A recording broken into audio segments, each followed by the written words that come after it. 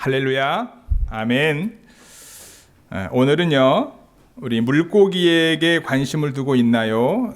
사람에게 관심을 두고 있나요? 라고 하는 제목으로 하나님의 말씀을 함께 나누기를 원합니다. 우리 한 주간 동안 외우고 묵상할 말씀, 우리 10절 후반부와 11절 말씀인데요. 우리 함께 다시 한번 하나님의 말씀을 읽도록 합니다. 시작. 이제 후로는 내가 사람을 취하리라 하시니 그들이 배들을 육지에 대고 모든 것을 버려두고 예수를 따르니라. 아멘.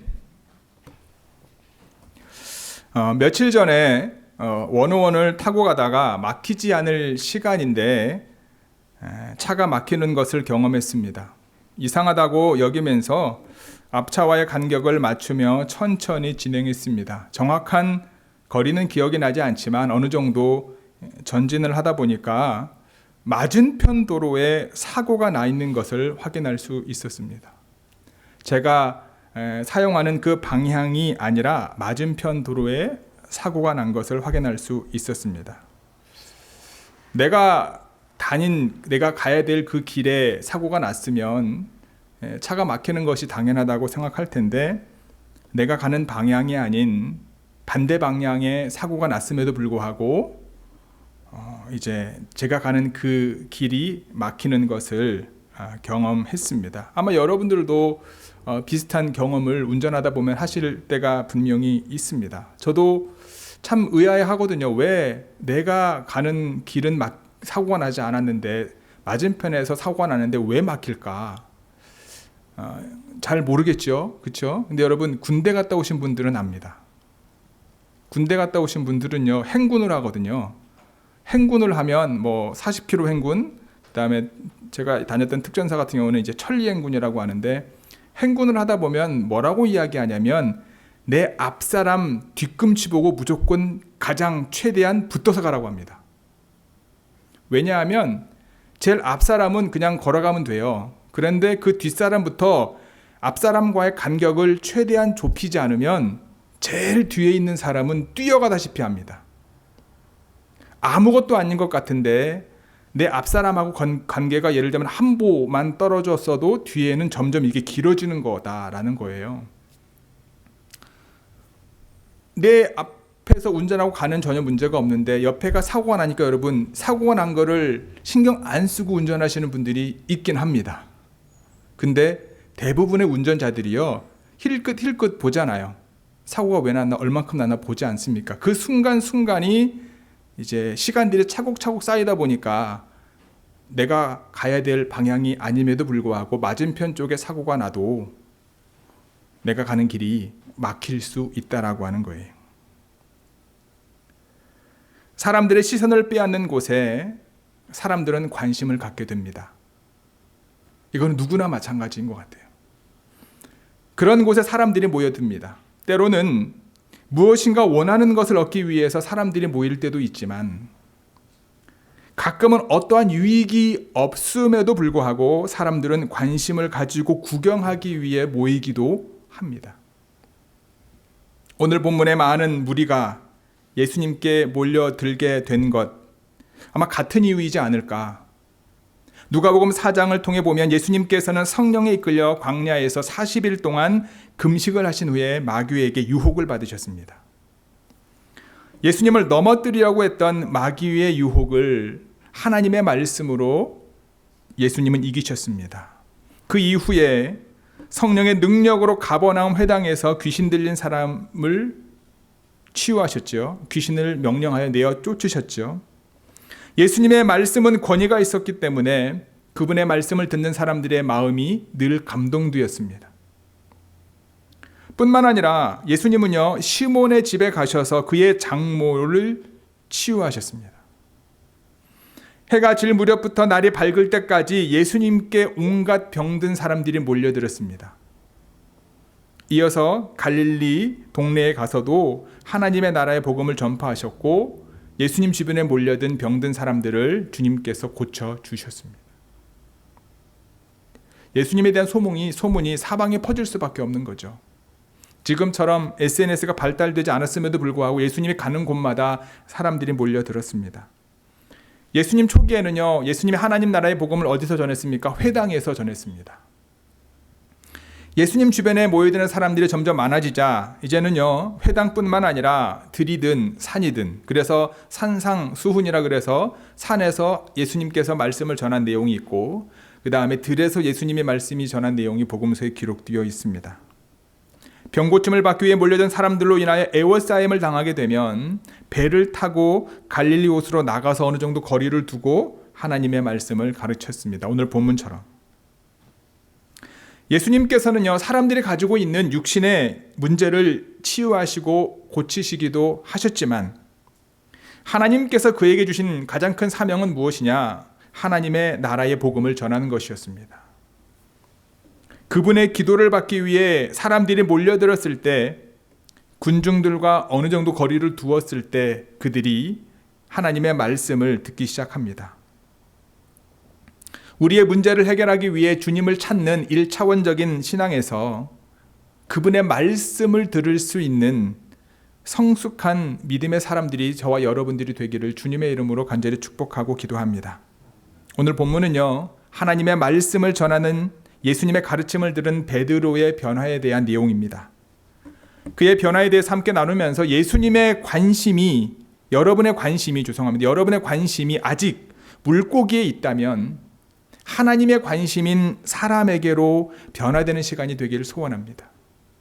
만약 여러분들의 관심이 사람에게 있다면 그들에게 하나님의 나라의 복음을 전하기 위해 나의 생각과 계획을 내려놓는 시간이 오늘 이 시간이 되기를 주님의 이름으로 간절히 소망합니다.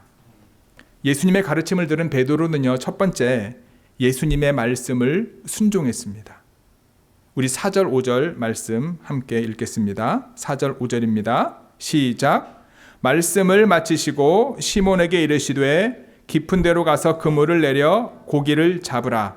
시몬이 대답하여 이르되 선생님, 우리들이 밤이 새도록 수고하였으되 잡은 것이 없지만은 말씀에 의지하여 내가 그물을 내리리이다 하고. 아멘.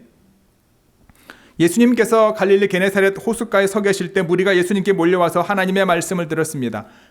예수님께서 말씀을 전하시던 중에 호숫가에 정박되어 있는 한 배에 올라타셨습니다. 그 배는 밤이 맞도록 수고했지만 고기를 잡지 못한 배였습니다. 그래서 돌아와서 그물을 싣고 있던 배였습니다. 한 배에 올라타셨는데 그 배의 주인은 바로 시몬이었습니다. 아까도 말씀을 드렸던 것처럼 누가복음 4장에서 시몬의 장모의 열병을 고치신 예수님이었습니다. 예수님께서는 시몬의 배에 오르셔서 육지에서 조금 떨어지기를 청하시고요, 조금 떨어지자 하나님의 말씀을 무리에게 전하기 시작하셨습니다. 그리고 말씀을 마치신 후에 예수님은 곧바로 시몬에게 이야기합니다. 뭐라고 말씀하죠? 깊은 데로 가서 그물을 내려 고기를 잡으라. 시몬은 어부였습니다. 그는 수년 동안 갈릴리 바닷가에서 고기를 잡았던 경험이 있었던 사람이었습니다. 우리가 알고 있는 것처럼 예수님은 목수의 아들입니다. 바다보다는 나무에 못을 박거나 가구를 만들거나 집에 뼈대를 만드는 것을 잘 알고 있었을 겁니다. 목수의 아들 예수님이 어부인 시몬에게 깊은 데로 가서 그물을 내려 고기를 잡으라 라고 말하고 있는 겁니다. 모든 사람들은요, 각자의 세계관을 가지고 있습니다. 세계관이라고 거창하게 제가 말을 했지만 각자가 가지고 있는 인생의 경험과 그리고 그 경험에 의해 만들어진 사물과 사건 그리고 사람을 바라보는 개개인의 관점이 다 있다는 거예요. 그리고 그 관점에 따라 각자 어떤 결정을 내리고요, 그 결정들에 의해서 그 사람은 행동을 하게 되어 있습니다. 나이가 드신 분들이 경험했던 그들의 경험을 무시할 수 없는 것처럼 각 사람이 가지고 있는 각자의 독특한 경험을 배제하고 그 사람을 대해서는 안 될 겁니다. 이런 경험과 정보들이 부족하다 보면 서로에 대한 뭐가 생기죠? 오해가 생깁니다. 그래서 서로 전혀 그런 의도가 아닌데 말이나 행동으로 상처를 받게 되기도 합니다. 코로나 바이러스 백신에 대한 루머들도요, 백신을 만드는 방식의 차이에서 오는 불안한 요소들도 분명히 있습니다. 예전에 백신들과는 다른 형식이라고 얘기를 하더라고요. 이 백신을 통해 만들어진 임상실험의 데이터가 이전에 우리가 맞았던 백신 데이터보다 터무니없이 부족하기 때문일 것이라도 생각합니다.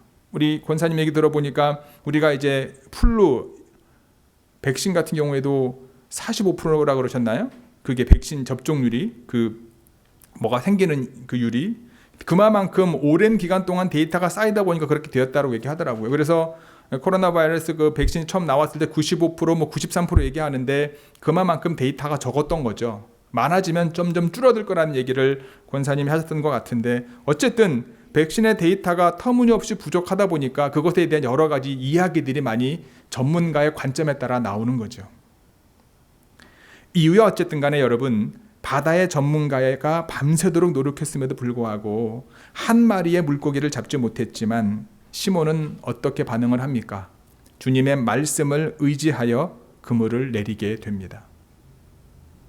성경에서 그 이유를 분명하게 밝히고 있지는 않지만 1절에 보시면 하나님의 말씀을 들을세라고 하는 부분이 있고요. 4절에 보시면 말씀을 마치시고라고 하는 시점, 그리고 5절에 보시면 베드로가 언급한 말씀에 의지하여 대답한 모습을 보면 말씀이란 단어의 반복이 앞뒤 정황과 상황을 어떻게 전환하고 있는지를 우리에게 암시할 수 있습니다. 베드로가 밤새 그물을 내렸지만 잡은 고기가 없는 헛수고의 경험이 있었음에도 불구하고 순순히 그물을 내릴 수 있었던 것은 바로 예수님의 말씀에 그의 마음에 영향력이 있었기 때문이었지 않았을까. 어부 시몬이 어부가 아닌 예수님의 말씀에 고기를 잡기에 적절하지 않은 시간이 지난 그 그물을 씻는 시간에 그물을 내렸습니다. 뿐만 아니라 상식 밖의 장소인 깊은 데로 가서 그물을 내리라고 하는 예수님의 말씀을 의지해서 순종했습니다. 아까도 말씀을 드렸던 것처럼 베드로는 자신의 장모의 열병을 치료한 예수님의 기적을 경험했기도 했습니다. 뿐만 아니라 예수님의 말씀을 들음에 그 들음으로 인하여 그 마음에 믿음이 생겼기 때문에 그 주님의 말씀에 순종할 수 있는 믿음이 그에게 있었다라고 하는 사실입니다. 그런데 놀랍게도 지난밤에 밤이 새도록 수고해도 전혀 잡지 못했던 물고기가 예수님의 말씀에 의지하여 상식 밖의 시간, 상식 밖의 장소에 그물을 내렸더니 그물이 찢어질 정도로 많은 고기를 잡을 수 있었습니다.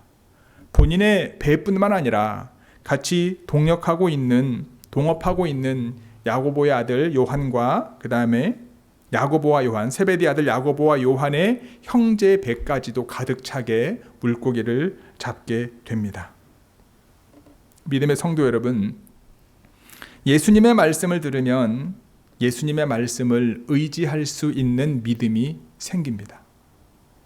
그리고 예수님의 말씀을 의지하면 우리의 지식과 경험 그리고 노력으로 이룰 수 없는 그러한 일들이 이루어질 줄 믿습니다. 이것이 믿음의 세계입니다.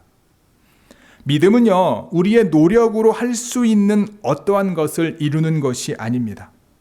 보이지 않는, 경험해보지 못한 그 세계를 바라보는 것이 바로 믿음입니다. 예수님의 말씀에 순종하면 여러분, 그분께서 저와 여러분들의 삶 가운데 일하기 시작하십니다. 예수님의 가르침을 즐겨 듣고 그분의 말씀을 의지하고 그분의 말씀에 순종하는 저와 여러분 모두가 되기를 주님의 이름으로 간절히 축복하고 기도합니다. 예수님의 말씀을 순종했던 베드로는요, 두 번째 예수님을 부르는 호칭이 달라졌습니다. 우리 8절 함께 읽겠습니다. 8절입니다. 시작. 시몬 베드로가 이를 보고 예수의 무릎 아래 엎드려 이르되 주여 나를 떠나소서 나는 죄인이로소이다 하니. 아멘. 아마도 이들이 지금까지 경험했던 어부 생활을 하면서 경험했던 어떠한 경험보다 오늘 본문에서 엄청나게 많은 고기를 잡았을 겁니다. 오늘 같은 경험은 이전에도 없었을 것이고 앞으로도 없을 것이었습니다. 그래서 그들은 놀라워했습니다. 밤이 맞도록 수고해도 전혀 잡지 못했던 물고기가 예수님의 말씀을 의지해서 말도 안 되는 곳에 그물을 내렸더니 그물이 찢어질 정도로 많이 잡혔다. 여러분, 이 놀라운 것을 경험한 이 베드로는 주님 앞에 무릎을 꿇고 자신이 죄인임을 고백합니다. 주여 나를 떠나소서 나는 죄인으로소이다. 신약 성경 기록될 당시에 여러분 헬라어는요 코인의 헬라어인데 이 코인의 헬라어에서 죄인이라고 하는, 우리는 죄인이라고 이제 번역을 했고 영어로 시너라고 하는 번역되어진 그 단어에는 여러 가지 의미가 있습니다. 하나의 의미만 있는 것이 아닙니다. 그 중에 하나가 뭐냐면 여러분 죄인의 개념을 설명할 때요 여러분 빚에 대한 탕감 이야기가 꼭 나옵니다. 우리가 알고 있는 것처럼 1만 달란트 빚진 사람을 용서해 주었더니 자신에게 100데나리온의 빚을 진 사람을 용서해 주지 않아서 감옥에 갇힌 얘기를 주님이 하시잖아요. 그때 사용되어진 용어가 죄인이라고 하는 용어입니다. 무슨 얘기냐면 우리는 죄인이라고 하면 내가 하나님 앞에서 지은 죄에 대한 얘기를 고민을 하지만 그 안에 있는 의미 중에 하나가 뭐냐면 빚과 탕감에 관련된 것이다라는 거예요. 즉 베드로가 나는 죄인입니다라고 말했을 때는 그 죄인임을 고백하는 것이 그 앞에 주님이시더라고 하는 신앙적인 고백일 수도 있지만 뭐예요? 예수님의 도움을 받은 거잖아요. 예수님의 도움을 받아서 그 배에 가득할 만큼 물고기를 잡을 수 있었잖아요. 그러니까 내가 당신에게 빚졌습니다라고 하는 고백일 수도 있는 거다라는 거죠. 자신의 존재를 분명하게 깨달았다라는 거예요. 단순히 그냥 자신의 장모님의 병을 고쳐준 위대한 선생 또는 그의 입술에 권위가 있고 그가 기도하면 귀신을 쫓아나가고 그 다음에 병든 자를 고칠 수 있는 위대한 선생이 아니라 이제는 뭐예요? 자신의 삶의 주인이심을 고백할 수 있는 그분을 부르는 호칭이 바뀌었다라고 하는 사실입니다. 많은 것을 배울 수 있는 선생으로 생각했던 이전의 모습이 아닌 이제는 내 삶의 주인으로 좋은 선생 중에 한 명이 아니라 내 삶의 주인으로 예수님을 모실 수 있는 마음의 준비를 그가 할 수 있었다라는 거예요. 베드로는요 만선의 기쁨에 도취되어 가득 잡힌 물고기에 그의 시선이 빼앗기지 않습니다. 그는 기적적인 만선의 주체이신 하나님의 아들 예수님을 보게 됩니다. 그리고 자기 자신을 보게 되는 거죠. 나름대로 주어진 일과 환경에 성실하게 일하면서 살아온 베드로였을 겁니다. 성격이 급한 탓에 때로는 그 성격 때문에 후회하는 삶을 살았을 수도 있고 그리고 용서를 구하며 살았을 수도 있을 것입니다. 하지만 지금까지 그의 궁극적인 관심은 무엇에 있었습니까? 물고기에 있었습니다. 왜냐? 물고기를 잡아야지 먹고 살 수 있기 때문에 그렇습니다. 물고기가 없으면 가족들이 굶어 죽기 때문에 그렇습니다. 그래서 얼마만큼 많은 물고기를 잡냐가 그의 마음의 기쁨이요 슬픔이었고 근심이요 그 다음에 감사였을 겁니다. 그가 부양해야 될 가족에 대한 책임감으로 그는 물고기를 놓을 수가 없었을 겁니다. 그런데 베드로가 주체할 수 없을 만큼의 만선을 경험한 후에 보인 태도는요 평소 베드로의 모습과 달랐던 거죠.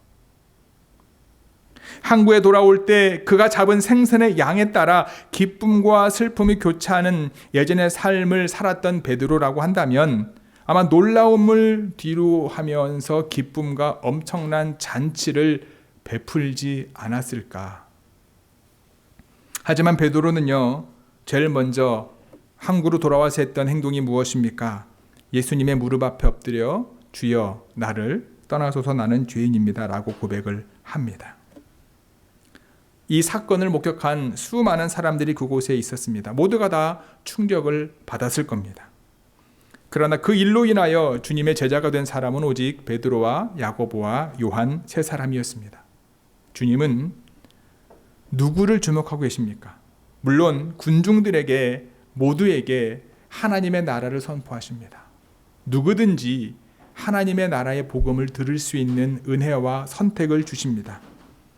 그러나 그들 중에서 하나님의 말씀을 들은 사람들 중에서 복음의 진주를 발견하고 그것을 붙잡는 사람들은 그리 많지 않았다라고 하는 사실을 우리는 또한 알아야 됩니다. 주님은 신비한 이적을 보려고 따라다니는 군중들보다 주님의 제자가 되려고 나서는 소수의 몇몇 사람에게 주목하시고 그들에게 하나님의 나라의 비밀을 일깨워 주십니다. 베드로의 이러한 고백은요 배에서 예수님이 가르쳐 주셨던 말씀의 결과였습니다. 예수님이 가르쳐 주시는 하나님의 말씀에 대한 베드로의 관심의 결과였습니다. 그리고 말씀에 대한 베드로의 관심은 지금까지 물고기에 가졌던 관심을 베드로 자신을 포함한 사람에 대한 관심으로 전환되는 계기가 되었습니다.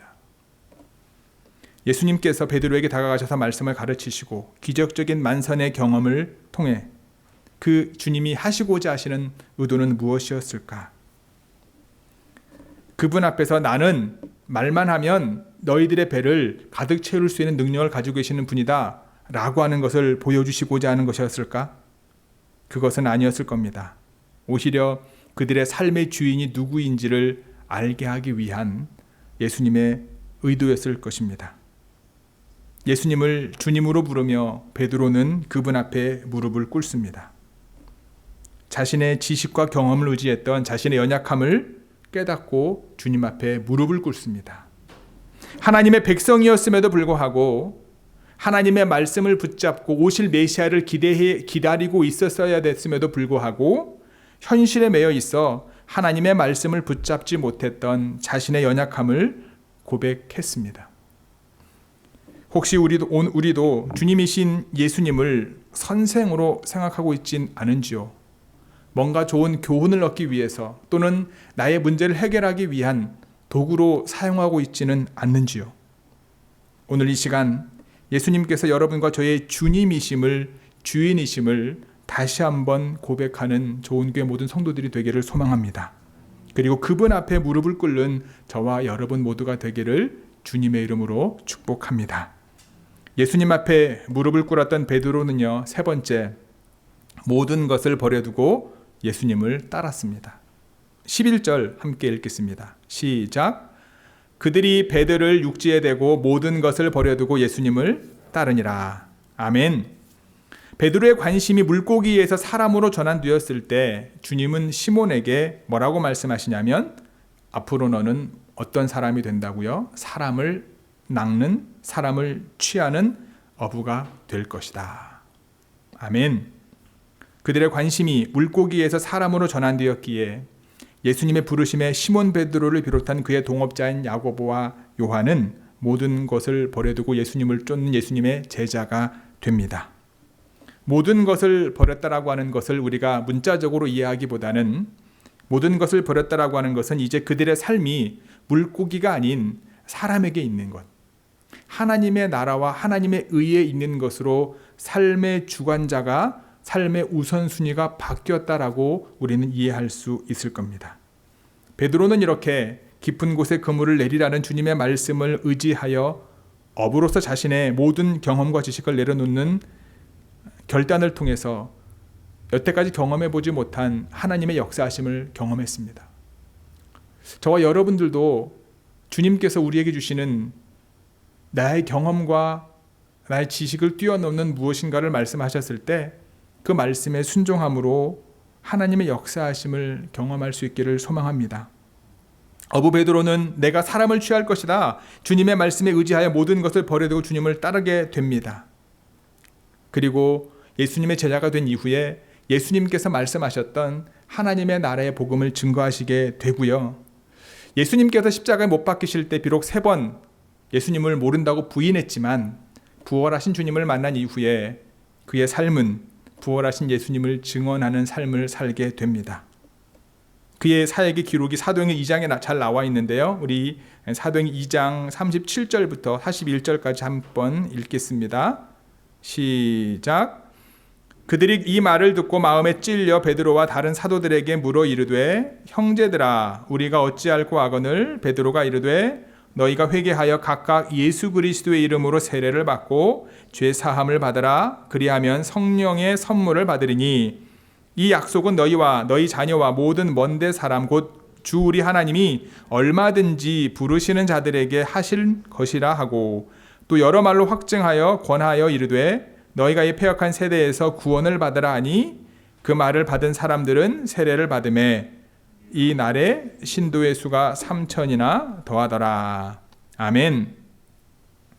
베드로는 다른 걸 전한 것이 아니라 예수님이 증거하셨던 하나님의 나라의 복음을 증거하셨습니다. 그리고 예수님이 구원자이심을, 이스라엘 백성들을 위해서 그리고 인류를 위해서 이 땅에 오신 구원자이심을 선포하셨고 그분의 죽으심과 그분의 부활을 증거하는 예수님의 제자가 되었습니다. 다른 얘기한 게 아닙니다. 예수님처럼 기도했을 때 병이 쫓아나가는 경험도 했고요. 베드로가 가는 곳마다 하나님의 역사와 능력이 일어납니다. 예수님처럼. 하지만 그가 끝까지 붙잡고 그들에게 선포했던 것은 뭐냐? 예수님이 우리의 구원자다. 그분께서 우리에게 영원한 생명을 약속하셨다. 그분은 십자가에 우리의 죄를 위해 죽으셨지만 부활하셨고 하나님 나라에 가셨다. 그리고 다시 오실 것이다. 라고 하는 그 복음을 증거하게 되고요. 그 복음의 메시지를 들은 사람들 중에 마음이 감동이 되어 마음이 찔림을 받아 내가 지금 무엇을 해야 될까라고 하는 사람들 앞에 예수 그리스도의 이름으로 세례를 받고 회개하고 세례를 받아라. 성령을 선물로 줄 것이다. 그리고 세례받은 사람이 그날 빌리버가 된 사람이 3,000명이 넘는 역사가 임했다. 이게 한 사건이죠. 베드로의 삶을 마지막까지 보다 보면 결국 십자가에 거꾸로 매달려 죽는 역사가의 기록을 우리는 알 수 있습니다. 예수님께서 베드로의 배 위에서 하나님의 말씀을 가르치시고 깊은 곳에 그물을 내려 많은 물고기를 잡아 기적적인 만선을 하도록 하신 이유가 무엇일까? 아까도 말씀을 드렸던 것처럼 예수님의 능력을 드러내기 위함이 아니라 베드로를 그분의 제자로 부르시기 위한 의도가 그 안에 있지 않았을까?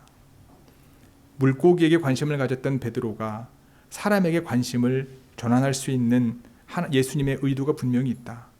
저와 여러분들을 부르신 이유가 무엇일 것 같습니까? 내가 예수님을 믿는 사람이 되지 않았으면 세상에서 잘 먹고 잘 살고 있을 텐데 조금 이민 생활이니까 힘들 수는 있겠지만 교회 생활하면서 신앙 생활하면서 헌신해야 될 게 많고 그 다음에 드려야 될 게 많으니까 그게 없으면 조금 더 여러분 편했을 거라는 생각 안 해보았나요? 아닌가요? 제가 너무 세속적인 질문을 던졌나요? 저도 그런 생각 가끔 해봐요. 하나님 저를 만약에 목사로 안 부르셨다면 나는 어떤 직업을 가지고 어떤 삶을 살 수 있을까? 교회는 다녔을 거예요. 그렇죠? 열심히 11조 되고 봉사도 했겠죠. 근데 가끔씩 땡땡이도 치고 그렇죠? 가끔씩 교회 오기 싫으면은 이제 목사님한테 전화해서 목사님 저 오늘 교회 못 갈 것 같아요라고 얘기도 하지 않았을까? 제가 만약에 목회자가 되지 않았다면. 근데 왜 하나님이 저를 목사로 세우셨을까? 하나님이 왜 여러분들을 하나님의 자녀로 부르셨고 왜 여러분들의 삶의 자리에 주님이 올라타신 것 같냐라는 거예요. 왜 하필 베드로의 배 위에 올라타셨을까? 왜 하필 나를 부르시고 내 가정의 주인으로 오시기를 원하셨을까? 여러분 생각 안 해보셨나요? 다른 게 아닙니다. 하나님이 저와 여러분들을 예수님의 제자로 세우기 위하여 저와 여러분들의 삶의 배 위에 주님이 올라타신 거예요. 근데 수많은 주님의 말씀을 들은 사람이 있지만 그 중에서 주님의 제자가 된 사람들은 많지 않았던 것처럼 저와 여러분들도 베드로처럼 내 삶의 위에 올라타신 그 주님이 내 삶의 주인이심을 고백하고 그분의 말씀을 듣고 그 말씀에 순종하고 그분이 걸어가셨던 믿음의 길을 걸어갈 수 있는 놀라운 은혜가 저와 여러분들 삶 가운데 있게 되기를 간절히 축복합니다. 만약에 우리의 관심이 아직도 물고기에게 있다면 다시 한번 베드로의 관점이 바뀌었던 것처럼 영혼에게 있기를 간절히 소원하고요. 비록 부족하지만 물고기보다는 사람과 영혼에게 있다면 이제 그들에게 하나님의 나라의 복음을 전하고 주님의 사랑을 전할 수 있는 그러한 마음과 믿음이 저와 여러분들 삶 가운데 충만하게 되기를 주님의 이름으로 간절히 축복하고 기도합니다. 아멘. 우리 함께 기도합니다.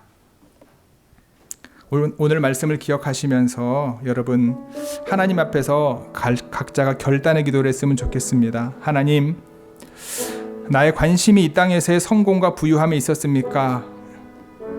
그러한 저희들의 연약함, 나를 위해서 십자가에 죽으셨는데 그분 앞에 빚진 자 된 우리였음을 잊고 살았던 나를 깨닫게 하여 주셔서 주님, 나는 죄인입니다.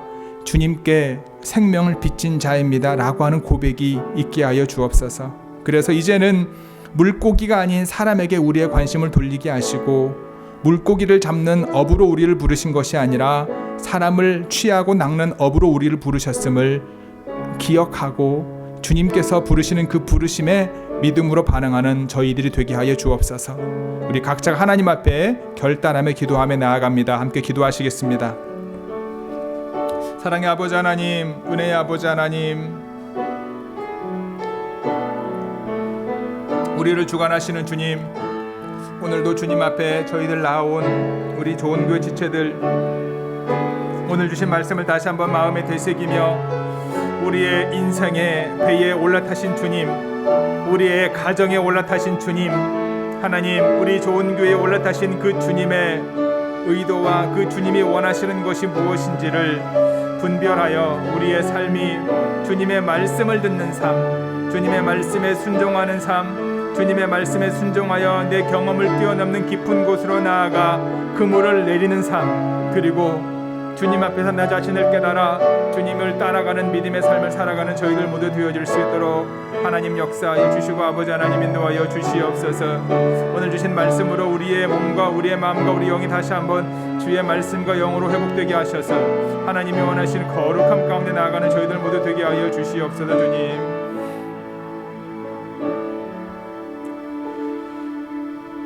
하나님, 주님께서 저희들을 선택하셔서 저희들의 삶의 배 위에 올라타셨습니다. 저희들의 가정 위에, 저희들의 좋은 교회 위에 주님이 올라타셔서 내가 너의 삶의 주인이요, 내가 너의 가정의 호주요, 이 교회의 머리임을 분명하게 말씀하시고 있음을 다시 한번 이 시간 믿음으로 고백하며 나아갑니다.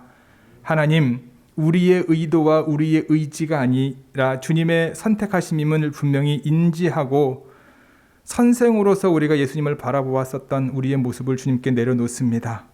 나에게 어떤 문제를 해결하기 위한 해답자로서 주님을 바라보았던, 예수님을 바라보았던 저희들의 모습을 주님 앞에 드립니다. 주여 받아 주옵소서. 베드로처럼 아버지 하나님, 이제는 주님이신 내 삶의 주인이시요, 우리 가정의 호주이시요, 하나님, 우리 좋은 교회의 머리가 되시는 그 주님의 말씀을 듣고 그 주님의 말씀을 순종하여 내 경험과 내 지식과 내 하나님 계획을 내려놓고 주님이 원하시는 곳으로 가 믿음으로 그물을 내리는 저희 모두 되게 하여 주옵소서. 뿐만 아니라 그 놀라운 주님의 은혜와 사랑과 역사를 경험한 이후에 주님을 믿음으로 따라가는, 주님께서 걸어가셨던 그 길을 믿음으로 따라감으로 하나님의 나라와 의를 위해서 우리의 삶을 드리는 저희 좋은 교회 모든 성도들 되어줄 수 있도록 하나님 함께하여 주옵소서. 그 모든 우리의 삶의 자리에 주님이 살아 역사하셔서 함께 하실 줄 믿습니다. 내가 너와 세상 끝날까지 함께 하시겠다고 하신 그 주님의 말씀을 우리가 믿음으로 고백하며 오늘도 주님과 동행하는 저희 모두 되게 하여 주옵소서. 이 모든 말씀 우리 주 예수 그리스도의 이름으로 기도드렸사옵나이다. 아멘.